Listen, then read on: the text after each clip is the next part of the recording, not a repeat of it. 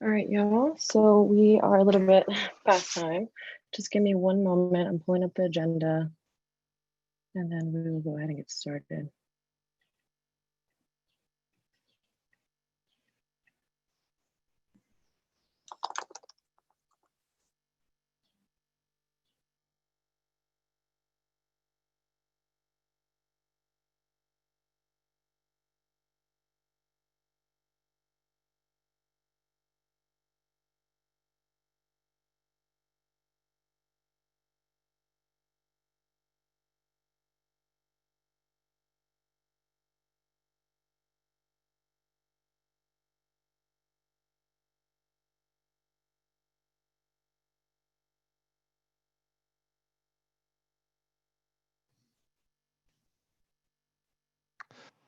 All right, folks, I think we're about ready to get started. Ashley has asked me to help run the meeting a little bit. So in order to try to get through as much as we can, we've got a very full agenda today, so we're going to try to be as efficient as possible. So we're going to go ahead and get started. The first thing that we need to do at this meeting is work on the approval of minutes. You may remember that we've put this off several times because we wanted to have a discussion about how exactly we want the minutes of the meetings formatted. And there never seemed to be enough time for it. However, this is the last meeting on the last day in which many of us can consider ourselves representatives. And so we have to approve minutes, or I guess not approve minutes today, or they're not getting approved because it would be a whole different assembly at that point. So we're going to start it off with a discussion of the meeting minutes format. And so if there's anyone who would like to be recognized to talk about that, you want to go ahead and use the raise hands button on the participants list. And as I suspected, our first comment comes from Mr. Yehuda Katz. Yehuda Katz, computer science representative, parliamentarian, and longest serving ever GSG elected representative. So we didn't used to record GSG meetings. Minutes were taken live by a note taker in either shorthand or something similar to shorthand, and the minutes were never intended to be a full transcript of the meeting. They're intended to let someone who wasn't there have a general idea of what happened. And at some point, we were not able to hire a note taker who had the ability to take minutes live during the meeting. And we switched to allowing recordings of the meeting, which is something that was never allowed before. And somehow it's turned into the minutes being closer to a transcript, which I think is unnecessary and sometimes actually makes things more complicated. In addition, as part of approval of the minutes, representatives or anyone who spoke is allowed to suggest changes to the minutes to clarify something for someone reading the minutes to better understand what was going on. You can't say something that completely didn't happen, but clarifications are encouraged.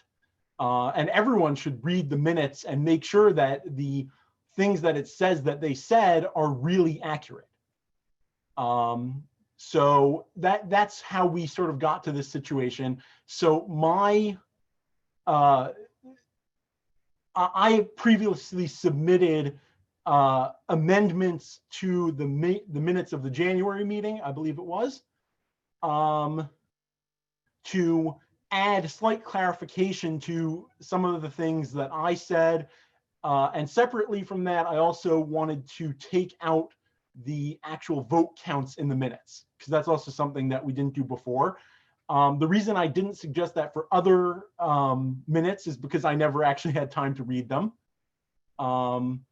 And so that's how we sort of got to this situation. And I know some people feel strongly about transparency and that votes should be recorded, but it's not something that we've ever done before. We had a constitutional amendment to change how recorded votes work, but despite that, not all votes are recorded. And it's not necessary for the minutes, in my opinion and experience, to go into that much detail about the vote. And we also should encourage people to edit the minutes to be accurate and easy to understand rather than an exact transcript of what happened at the meeting. That's all. All right, sorry, I'm working on like 3 different screens at this point. I believe I saw Alex's hand next.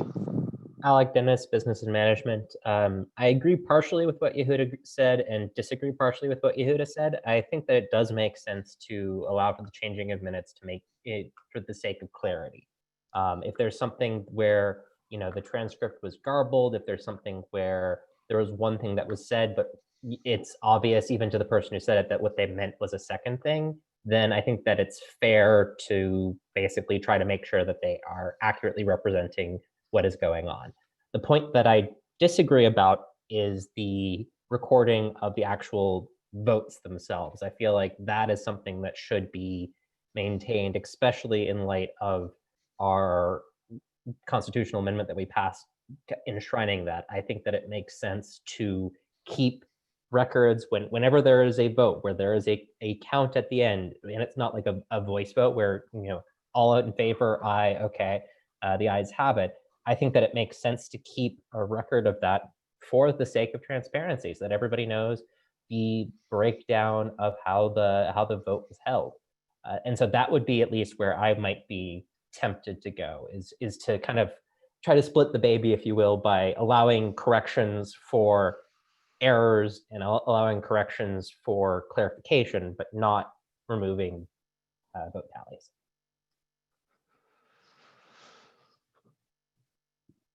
Okay, Laura I mean, McBride. Can I clarify what I said? Sure, real quick. Oh, I was just, so I'm not saying that in the future we shouldn't be able to change them. Under the new rules, it's pretty clear what's supposed to be recorded, but going back, we didn't have those rules. So my point is, given that it was ambiguous in the past, and we have said that this is how we wish to continue officially in the future, why not also maintain it in the past? But Laura McBride.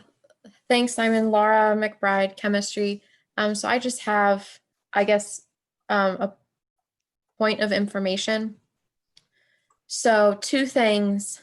One, if the meetings are being recorded, I never knew before, up until we had that they were being recording on Zoom to go on YouTube, that the meetings were being recorded. So I feel like that needs to be told to everyone at the beginning of a meeting in case someone has an issue with that, and that they can voice that, and they know that they're going to be recorded. The second thing is, when we're going to record the votes, is that just the numbers, or would that be like who voted for what? Alec, do you want to talk a little bit about the constitutional change? I believe, and correct me if I'm wrong, because I know there was some discussion over this, that it came down to we would record the program that voted. It wouldn't be like Simon voted yay on this thing here. It'd be government and policy voted yay. Is that correct? Our intrepid leader, Annie, is nodding her head, so I believe that is correct, yes. I believe so. Other comments on how we wish to deal with the minutes from, because again, we have a constitutional amendment that deals with how we record the minutes going forward.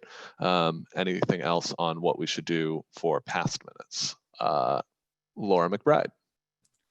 Just for my own clarification, so the issue right now is we're trying to figure out if we should do the past minutes in this new format that the Constitution says. Is that what we're like discussing right now? More or less. So they already exist pretty close to what the new Constitution requires. We have some amendments that have been proposed to the minutes, and some changes to how we might think about the minutes overall, but more or less what we're going to vote on in a minute is whether or not to accept the minutes that have happened over the last semester as they currently exist and have been emailed to you, or if there will be amendments to them. I think I saw Yehuda first. Okay, so as I said before, I think what started this was that I wanted to amend the minutes in January. I don't think there would be right now any change. You know, the minutes would go out the way they are. It's just a question of, you know, are the minutes supposed to be a transcript, and do we want them to be a transcript, or are the minutes supposed to help you understand what happened? And if we think for some reason that the minutes should be a transcript, which is a change from the way it's been, then you wouldn't let people amend them. And as I said, I have proposed amending them. Right. Alec? Just as a more of a point of information, I was just thinking, like, in part because we're discussing the overall role of the minutes, can we just be clear about as well how we want to share them with people? Because I know sometimes it's very hard to access what was actually in the minutes and whether in order to actually verify it. I know at the beginning of meetings all fall, we were like, do we approve the minutes? Yes. I don't even know what I voted on. And so if we could just also try to share them more actively or somehow make that known ahead of time, that would be great. Yeah, so theoretically, the minutes are always shared in the email inviting you to the assembly meeting. Whether that's always happened exactly then or not is, of course, depends on randomness and COVID and all sorts of fun things. But theoretically, that's how it works. And I know that we've been working on improving the document access for everyone in GSG, making the Google Drive correctly accessible to the right people, but not accessible to the wrong people, all that sort of stuff. So yes, I believe that is an initiative that we are working on going forward, but your point is well taken. Do we have any other comments on how we want to keep the minutes? Allison. Hey, sorry. So I just wanted to say that I think the minutes, I mean, the definition of minutes is a small short note, right? And if it's a full transcript, it's not a minutes anymore. And I think we need to make it clear. I think they should be amendable, and I think they should be short notes, especially for the viability of the organization going further. It's so tedious, and no one's going to read the whole thing, especially if there's a live YouTube, you can watch it. Right. The Annie point said is that she's been trying to raise her hand for a while, but she can't because she's a host.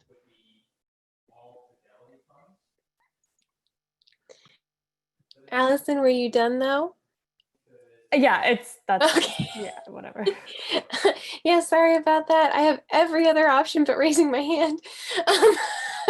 First of all, hi everyone. Hope you're doing well.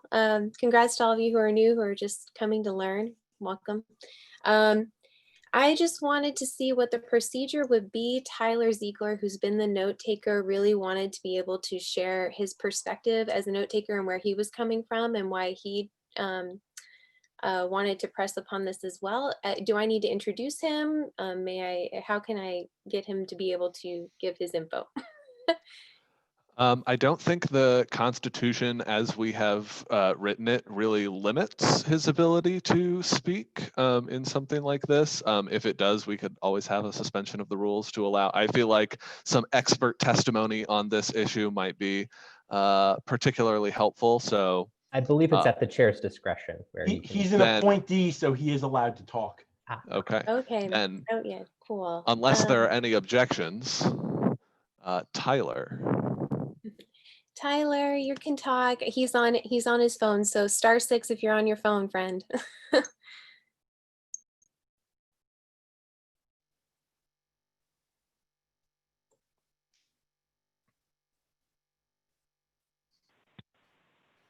Can you all hear me? We can now.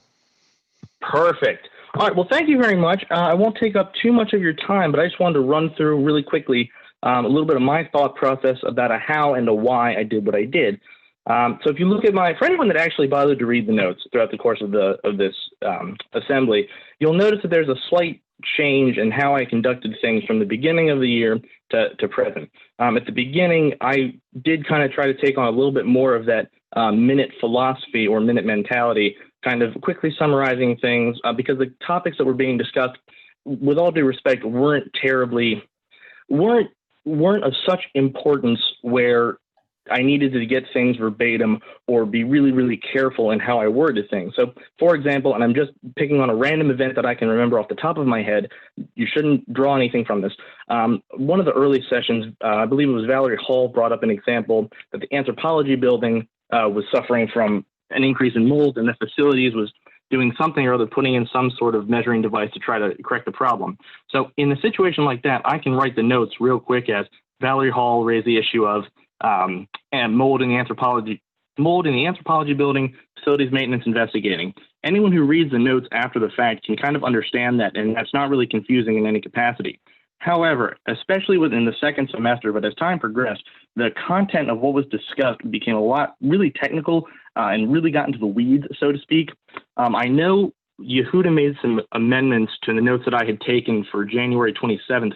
And if my memory is correct, that discussion was for Jeff Hollingsworth, the CIO. And understandably, there were some very technical things that both Jeff and Yehuda had said. So I do understand his desire to amend that, and I'm perfectly fine with that. I'm not technical by any stretch of the imagination. I understand I may have made a mistake.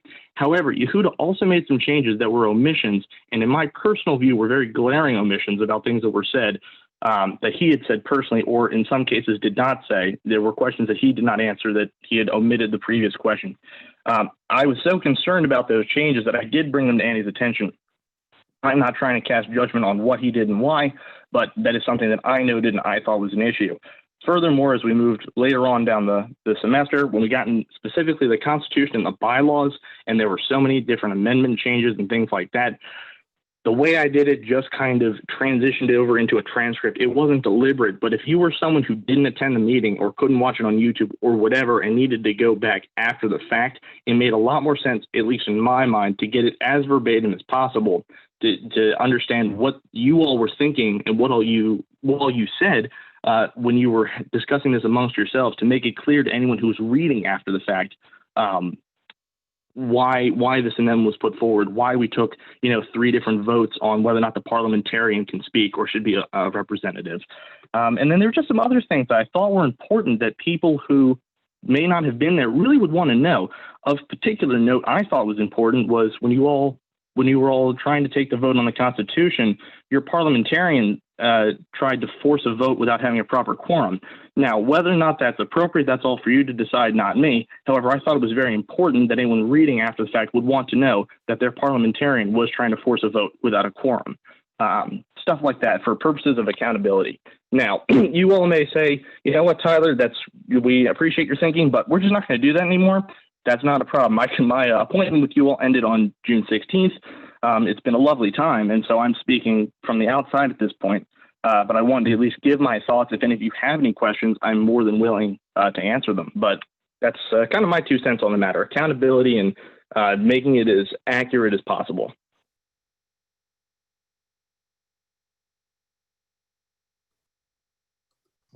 All right, Allison. So I think we're talking about 2 different things here then. I think if we're watching for accountability, then yes, we need transcripts. But then let's just not call the transcripts minutes, because they're not minutes.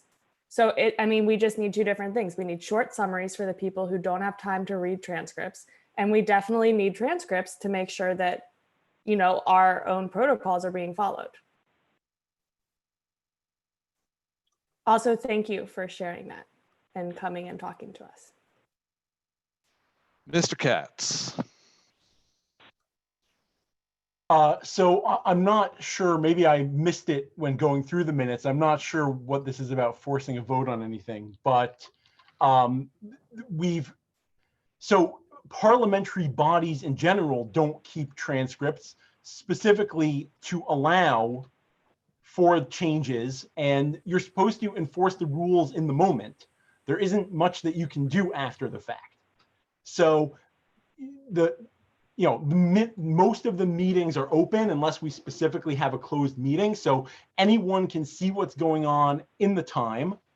And if there's a problem, then you appeal to the chair of the meeting, which would either be the VPLA or whoever they've asked to run the meeting, to fix the rule violation right away. But a transcript, as I think Tyler said, a transcript would be too long. Who's actually going to read a whole transcript? And Allison said, minutes are supposed to be something that you can go through quickly if you weren't there and know what was going on.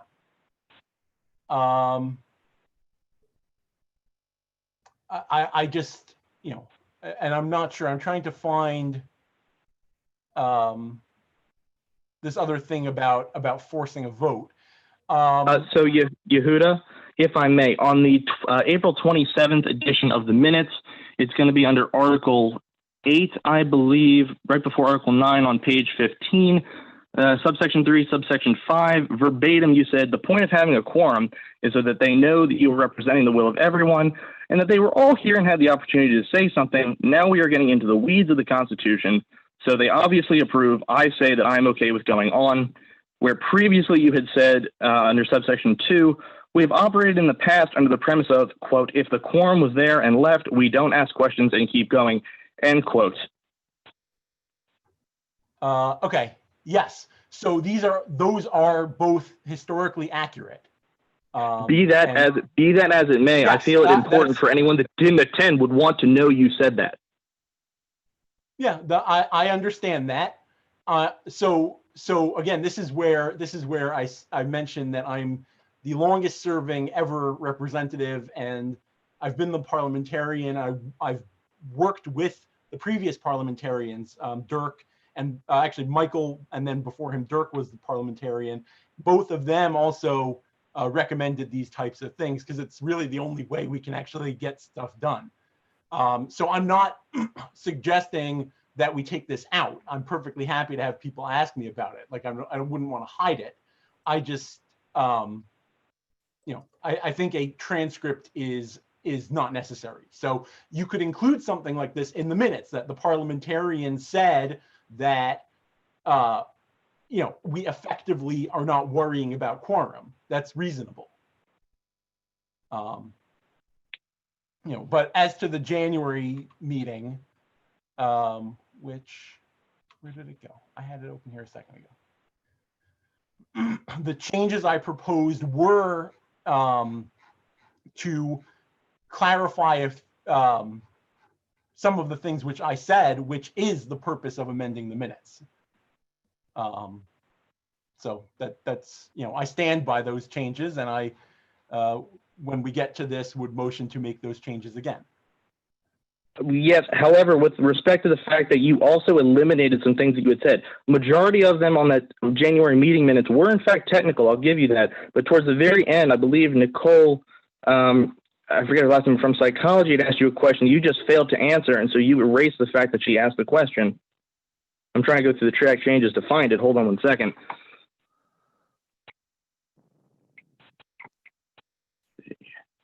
Hold on one second. Yeah, on page, I believe it's 10, you just struck the fact, well, no, she asked, Yehuda, while I recognize that this is time sensitive, is it possible to move it to next month's session? You were quoted as saying, I would say no, it should be done now, and then you struck that. If you're going to make a change, I don't think it should be an individual should be able to make a substantive change of that nature. So according to the notes, it just shows that you failed to answer the question, not that you gave an answer in the negative, which is important. Okay. I mean, I was reading this with an eye toward what minutes look like, and saying no, the fact that we just continued on to it, I thought it was not particularly relevant. So, okay, we've got some people with raised hands, so let's do that. I believe it puts them in order on my participants list. I'm going to hope that that's true, and go with Emmanuel. Okay, thanks, Simon, for that chance. I want to echo what Alison had said before, that the purpose of the minutes is for them to be short and be able to capture whatever deliberations that took place in the meeting. But I also think having a transcript is very helpful to the minute taker and for also future reference. From where I see it currently in the Senate, I know we have the written minutes like this, but still a transcript is kept for future reference. Maybe in the future, someone says, oh, I didn't say this. We can go to the transcript and make that reference. So is there a provision that we can have both this written format and a transcript in the future? Thank you. Yeah, I just to answer your question real quick, I don't think there's anything that would prevent us from doing that. I think a lot of this is going to be at the decision of the new Vice President of Legislative Affairs and the new president and the leadership of the new session. So just as an answer to your question. Next up, I have Allison. Yeah, I wanted to go off of what Emmanuel said. Like, what's the hang up with a transcript? Is it just the tediousness? Do we use Temi? Do we use a recorder that does it for us? That's my first thing. And then two, like, yes, let's just do both. I mean, this kind of goes to the quorum thing, which is why we didn't have quorum at the other thing. We've spent 30 minutes talking about the purpose of minutes, which is like actually mind-numbingly infuriating. It's like, why are we going back and forth arguing over, do we want minutes? Like, yes, we need minutes and minutes are short, but yes, people want a transcript. So just do a transcript. Like, I think that our hangup as a body is that we can't actually get past approval A in less than half an hour. Allison, if I may, just go for it. Allison, just to quickly address your questions real quick. So just real quick, this is a paid position. I'm paid $70 a session to do this, regardless of how long it takes me. So from at least my perspective, I was more than happy to spend, 5 or 6 hours doing a transcript for pay that I would have gotten, if I only taken 2 hours. That's the first thing. The second thing is, I know this somehow is being recorded on Zoom. I always had a little recorder with me personally. That's just how I did it. It was easier for me. At the end of the sessions, I cut the tapes as well, and I would send those along with the transcripts. So Annie has all my written transcripts as well as all of the recorded, all of the recordings as well. So they're kind of kept in two separate ways, both written and the actual audio itself, if that addresses your question. Yeah, it definitely does. I mean, I'm just saying, like, if we have a audio recording, then we don't have as much a pressing time. Yes, for accessibility and disability services, we should have it in both formats, but it's not like we don't have an audio recording to go back to. Like, it is possible to have both, and I think that's what it sounds like we want and need. So thank you, that definitely clarified it. Motion to extend debate 10 minutes. Any objection? Seeing none. Well, wait, sorry, this is my okay. Why do we need to continue debating? Like, this is kind of just the hang up. Like, why do we need to debate 40 minutes about minutes?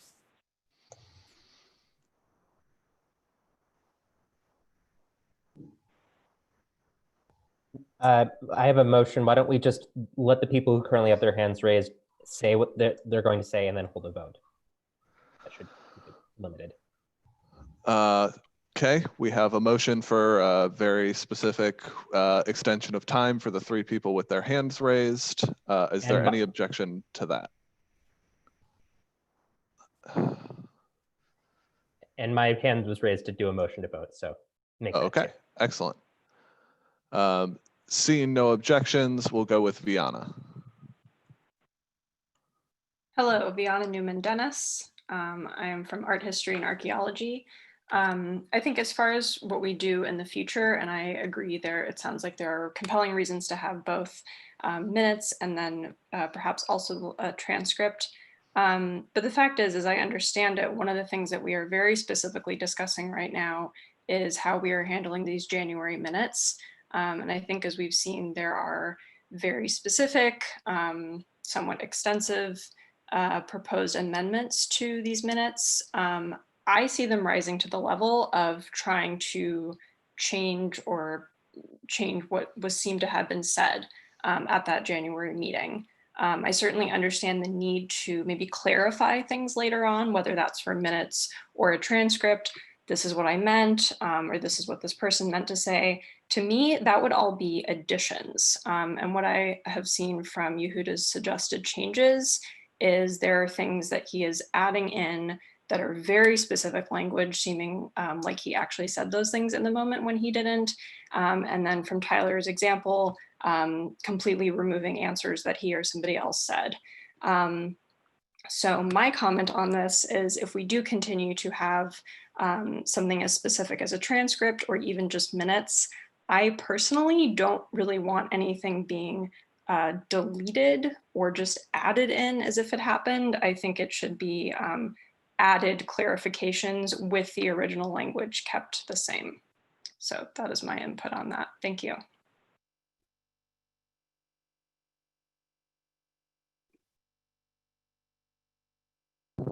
Yehuda? So I'm just going to say I'm strongly against having a transcript or even a recording, because parliamentary wise, it just was never done. It managed to sneak in that we do it, and we shouldn't do it without explicitly adding it to the bylaws that that's something that we do. Because right now in our bylaws and constitution, we keep minutes and it doesn't say anything about a transcript. All right, so the motion to extend debate has now expired. Do we have a motion to vote? Can you clarify what we're voting on, please? Okay, so yeah, that's an excellent point. So first, we're going to start with the January 27th meeting minutes. So I would need a motion to approve the minutes. I have a motion to amend the January minutes. Motion to amend, is there a second?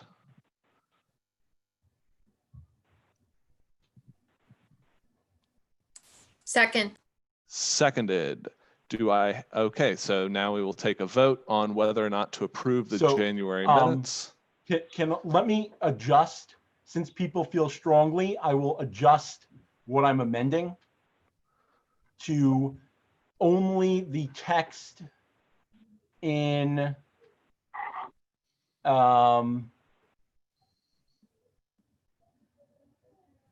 what's the best way for me to share this?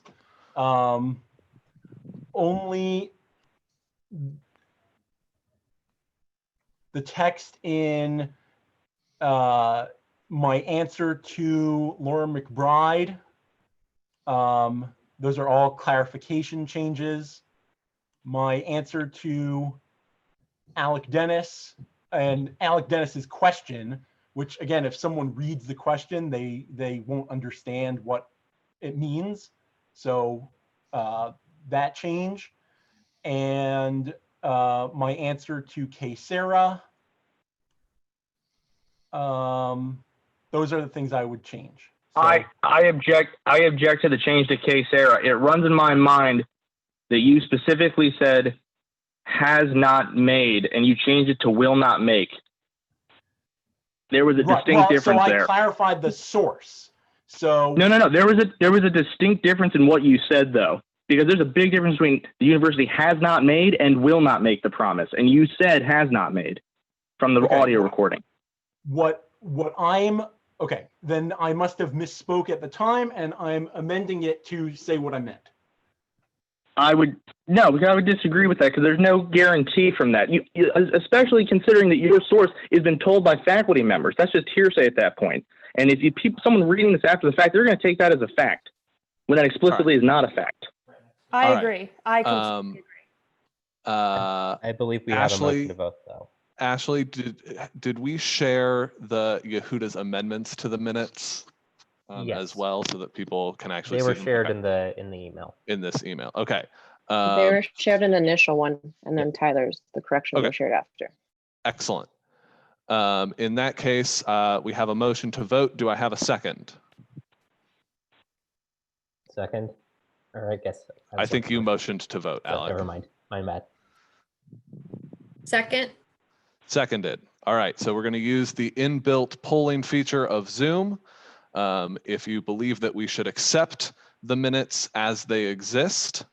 So no, this is a motion on Yehuda's changes to the minutes, the amendments that Yehuda just went through. So if you think we should accept Yehuda's changes, you vote yes. If you do not believe we should accept those changes, you vote no. If you wish to abstain, you can use any of the other emojis that you are allowed to respond to things with in Zoom.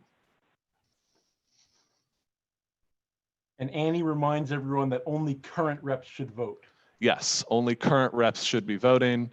New reps, you will get your chance soon enough. Simon, can you tell the people on the phone how to vote a yes or no? I wish I could, but I don't actually know. How many people do we have on the phone? Simon, it may just be me. Yeah, I think it's just you, and you're not a voting member. So that works out really well for me because I don't know how to solve that problem.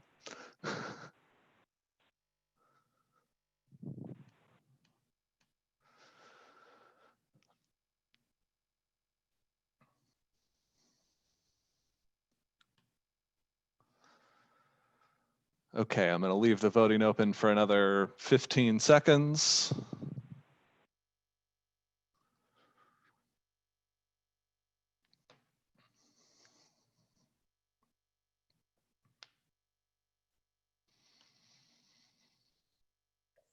Sorry, quick question. Danielle Laplace, Women's Studies. Is there supposed to be a poll that's popped up or something along those lines? If you click on the bottom of your screen where it says participants. Oh, yes. Okay, so the raised hand yes, no feature. That's how we're doing it. No, so well, the yes, no feature Yes. on the participants tab. Yeah. Okay. Yeah, not the raise hands, but just the yes, no. Yep. Perfect. All right. With the time for voting expired, the votes are 2 yes, 18 no, and 1 abstention. The motion is not agreed to. Do I have a motion to approve the January minutes? I have a motion to destroy the January minutes. Have a motion to, I don't know that that's a motion. I think that would just be not approve the January minutes. So do I have a motion to approve the January minutes? You have a motion to approve the January minutes. All right. Do I have a second? Second. Seconded. All right. So now you are voting yes if you would like to approve the minutes from the January 27th meeting, and no if you do not wish to approve those minutes. I'm going to leave the vote open for a minute. Okay. Yeah, what we can do if it's not cooperating, we can just put a quick call over to our 401k team.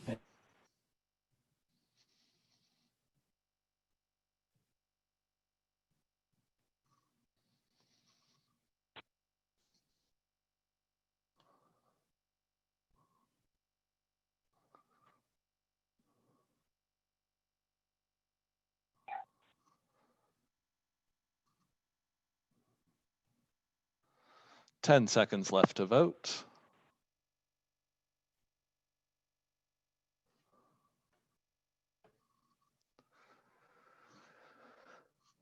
And with the time for voting now closed, the yeses are 21s, the nos are 1. The January minutes are approved. February 11, do I have a motion to approve the minutes? Motion to approve the minutes. Do I have a second? Second. Second. Are there any objections?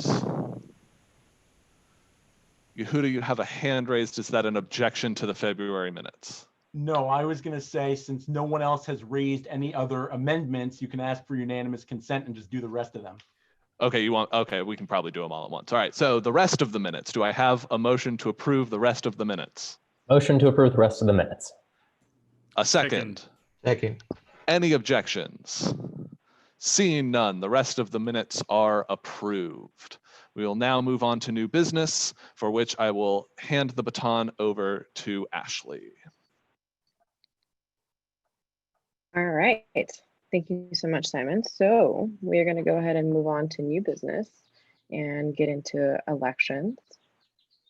So we're going to go ahead and start off with elections for VPLA, so Vice President of Legislative Affairs. Just to double check, I know Simon is of course here. Ellie, are you here? Yes, you are. There you go. I like your background. And then Burhan. And please correct me if I mispronounce your name. Burhan, are you here?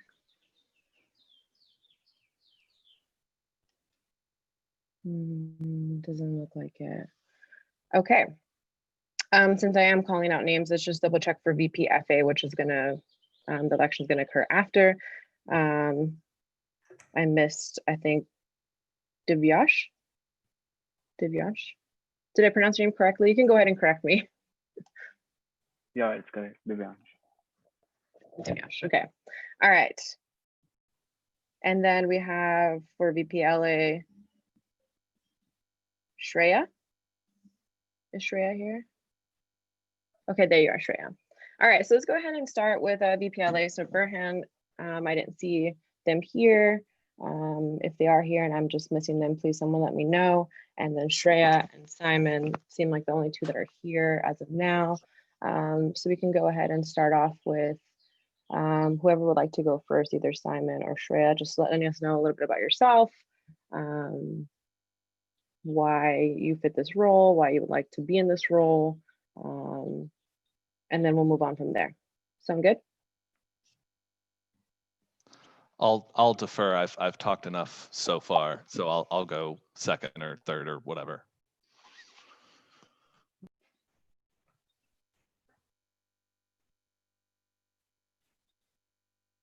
Shreya? Okay, hi. Hi, I'm Shreya Gandhi. I'm from India. I'm an architect and I'm currently pursuing my Master's of Engineering over here, Master's of Science technically. I think I fit this role because I have a very diverse profile. I have worked for a variety of roles. I have taught, I have managed schools, I've worked as an architect. I mean, I have a huge diverse profile behind my back. And so I think that I can understand problems of people from a variety of background. And I'm very, I think that I'm very analytical about people's problems, and I go very deep into them and then think of what's right and what's wrong before just impulsively declaring what's good or bad. And so, and I think research about a problem is very important before making a decision. So that's my way of operations. I mean, I just don't rush things because rushing is important at the moment. I mean, I take my time before making a decision, but of course, I do understand that time is of essence and that it needs to be calculated well in time. And so that, and I believe that, I mean, engineering with a variety of, as it is, we have a very diverse profile in engineering school. So with all the problems that are currently going on, I think I'm a good ear to be lent to students. And I think that's about it. Thank you so much. Is there anything that you would like to ask? We're going to do a Q&A after, if you want to just hold back real quick and then let Simon go ahead and share real quick. Sure, no problem. Thank you. Yeah, thank you. Okay, great. So hi, everybody. I'm Simon Schief, Department of Government and Politics PhD student. To me, I think this election is important. I think both GSG and the university are in a time of transition. I think COVID-19 means that we're going to be thinking a lot about how universities function. We're going to be thinking a lot about what is useful and what is not. GSG has grown immensely over the last 2 years under the able leadership of our president, but she will unfortunately have to leave us. This leads me to believe that these times call for two things. First, an understanding of institutions and experience. As a political scientist, I focus on institutions and how they shape the actions of those who occupy them. We have the opportunity to reshape the university as an institution that makes them work for graduate students. But knowing institutions is not enough without experience of how those institutions have functioned in the past. I will not claim to be the most experienced person in the room, as Yehuda has helpfully pointed out several times. But with 2 years as a member of the Rules Committee, 2 years as a member of the Legislative Affairs Committee, 1 year as the Director of Legislative Affairs for the University System of Maryland Student Council, and experience chairing multiple GSG meetings, including the special session on the new GSG Constitution, I believe that my experience is up to the task, and it's for these reasons that I think I can most effectively serve as the next Vice President of Legislative Affairs.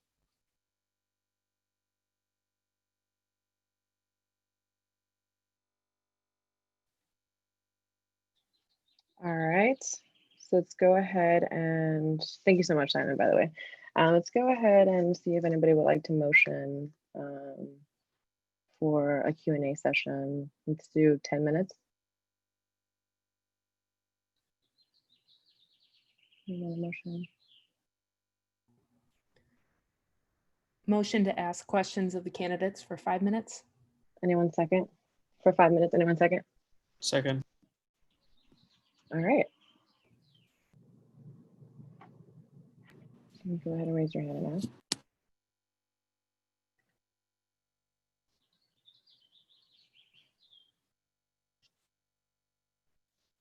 All right, so Rachel is popping up on my screen as first. So Rachel, if you want to go ahead. Great. Rachel Lamb, outgoing Vice President of Government Affairs.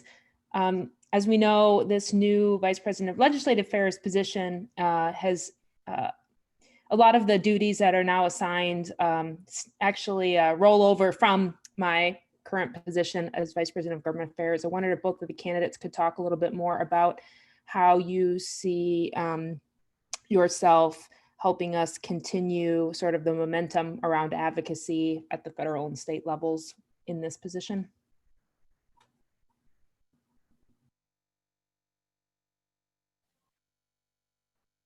So if either of you want to answer, you can go ahead. Yeah, I can go ahead and go. I think a lot of the progress that we've made on our advocacy efforts is making connections with different people who work in the advocacy space, you know, at the university level, at other universities within the system, that sort of thing. I think keeping up those relationships is the most important way that we can project our power beyond what it may or may not seem to other people, that we can increase what it seems like we have the power to do. And by increasing that perceived power, you know, as a political scientist, I tend to think that perceived power correlates to real power because people are more likely to do what you want. So I think the relationships that we've built up over the last several years have been really, really fruitful, and that we should continue those.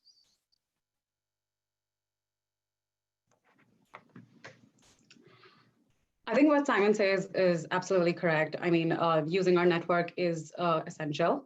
In addition, I think what we can do additionally is that, I mean, to sell something, it's important for the other person to realize what's in it for them. I mean, I think we should highlight what's the benefit out of our agendas, and that's what our presentation should look like. I mean, it's all about, I think it's essentially about selling stuff. So if our agenda is fruitful to them, it will be sold. That's what I believe. All right, thank you. And then just for the purpose of clarity, you can go ahead and ask your question, Assembly members, and then we'll go from Simon to Shreya and so on and so forth. Sure. So Darren, if you want to go ahead and ask your question. This question was just for Shreya. You mentioned sort of your diverse background. Are there any particular things that you can just jot out that really helps you in this position? From my professional background? I think you mentioned, or unless I misunderstood, like you have a diverse background. Is there any particular thing that you think? Yeah. Yes, so within your right. So as I said, that I've worked as an architect. I have taught a variety of subjects, and also I've managed a school.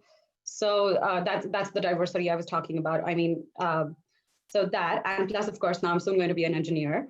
So that's the diversity I meant. And to serve this position, I guess what I meant from that diversity is that, I mean, I've had a lot of problems to hear to.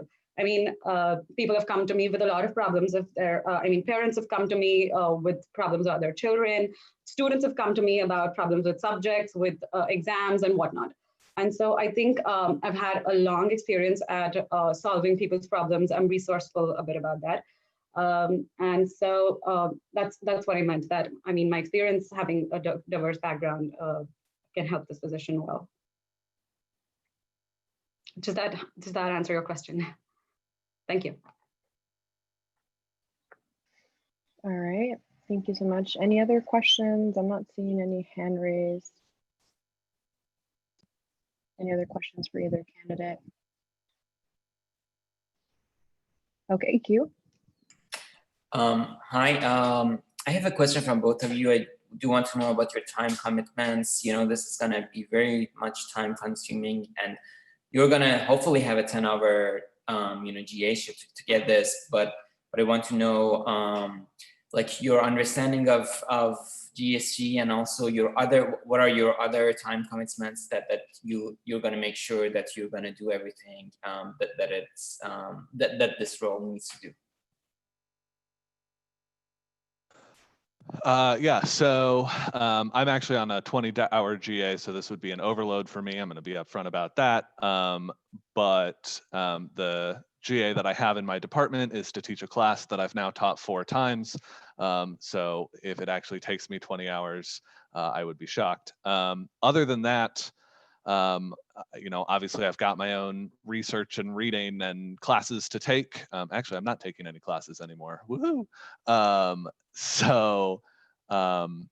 But other than, you know, normal graduate student workload things that are going to apply to anybody, I can't think of any other time commitments that I have that would impair my ability to be the VPLA. So I am currently taking 2 courses at the engineering school, and they take 3 hours on Tuesdays and Thursdays, which I'm currently skipping to attend this meeting. But so that, and apart from that, I'm legally handcuffed to not work anywhere else. I mean, this is my 2nd semester here, and I'm not allowed to work anywhere off campus. And on campus, of course, as you must know, there's nothing available. So I'm all yours to the government, of course.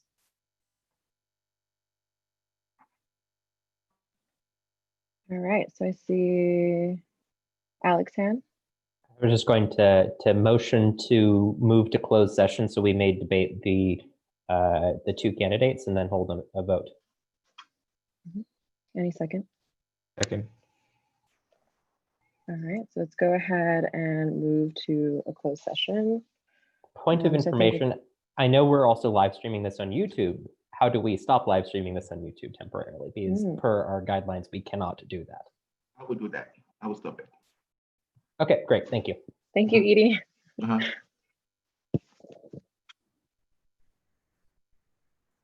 then are you sending us to a breakout room, or do you want us to just peace out?